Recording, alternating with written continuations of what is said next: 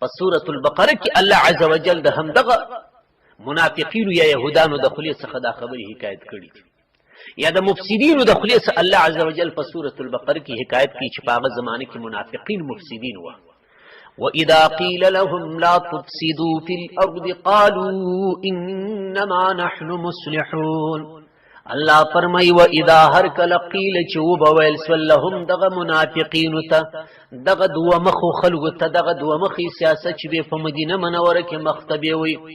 وَإِذَا هر کله قیل چې وبویل سول لهم دوی ته لا تفسدوا فساد مکوي فی الارض پنځکه کې، دا دوه مخي ژوند مکوي چې د مسلمانانو سره مخ سي و آمنا موږ ایمان راوړي، بیا چې کله د خپل شیطانانو مشرانو او رئیسانو سره مخ سي و موږ د خلق خطاباس.